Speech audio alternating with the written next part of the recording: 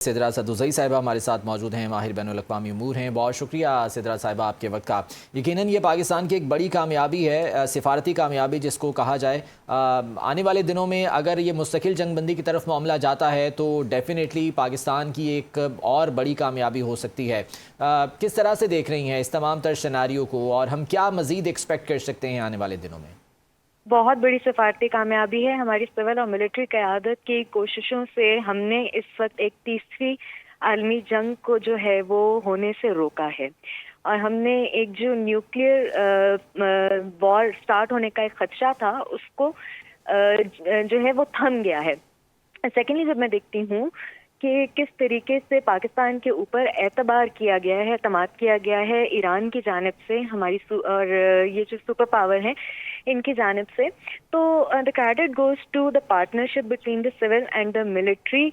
और ये सिर्फ ईरान के लिए नहीं बल्कि पूरे खित्ते को जो है उसके लिए एक बहुत पीस का बायस है। हम ये देखते हैं कि मिडिल ईस्ट के कंट्रीज़ ने रिटेलिएट नहीं किया, और उसके पीछे एक वाज़ेह फैक्टर जो सामने आता है वो पाकिस्तान की बैकडोर डिप्लोमेसी चैनल से जिनको एक्टिवेट किया गया था। तो उस तरीके से मैं कौम को मुबारकबाद भी दूंगी, क्योंकि आज का दिन जो है वो एक माइलस्टोन अचीवमेंट की तरफ कदम है।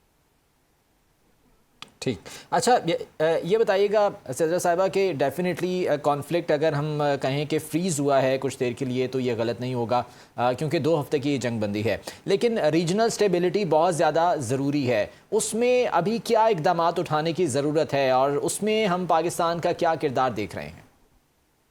पड़ेगा, क्योंकि अगर हम अमेरिका की बात करें या ईरान की बात करें, जंगबंदी के मुआहदे तो या जंगबंदी की तरफ तो बातचीत पहले भी चली है, लेकिन उसके अंदर एक फैक्टर जो है वो हम इजराइल को निगेट नहीं कर सकते, जहां कोई ना कोई शरारत इजराइल की तरफ से हमेशा जंगबंदी की बात के बाद उठी है। तो उसके ऊपर अगर इस किस्म का फिर मामला होता है, जहाँ पहले भी 5 दिन की जंगबंदी की बात हुई थी और फिर इजराइल ने जो है वो हमले किए थे और ईरान को रिटेलिएट करना पड़ा था, तो इस सिचुएशन में इट इज़ वेरी इंपॉर्टेंट कि इस जंगबंदी के मुआहदे में या इस जंगबंदी की तरफ जो है वो ईरान को भी इजराइल को भी इंक्लूड किया जाए। फिर सेकेंडली, मैं ये देख रही थी कि 10 अप्रैल को इस्लामाबाद में एक मुलाकात एक्सपेक्टेड है, और कुछ खबरें ऐसी आ रही थी कि शायद ईरान ने इस्लामाबाद आने से इनकार कर दिया है, लेकिन फिर उसके बाद हमने देखा कि उसकी तरदीद भी की गई। तो पाकिस्तान का किरदार इस वक्त पूरे रीजन के लिए बहुत ज़्यादा अहमियत का हामिल है कि जिस तरीके से इस पीस मिशन को लेके पाकिस्तान आगे चला है, पीस कीपिंग जो है उसको इंटैक्ट कर रहा है, और ना सिर्फ ये कि मुस्लिम ममालिक को जो है वो एज ए गारंटर उनके सामने है या मुस्लिम ममालिक के लिए खड़ा हुआ है, बल्कि पूरे खित्ते के लिए, इस खित्ते में जितने भी ममालिक हैं उनको तीसरी जंग अजीम या एक बड़ी जंग होने से जो है वो इस वक्त बचाया है। बिल्कुल सही। सिदरा सदुज़ई साहिबा हमारे साथ मौजूद थी, बहुत शुक्रिया आपके वक्त का।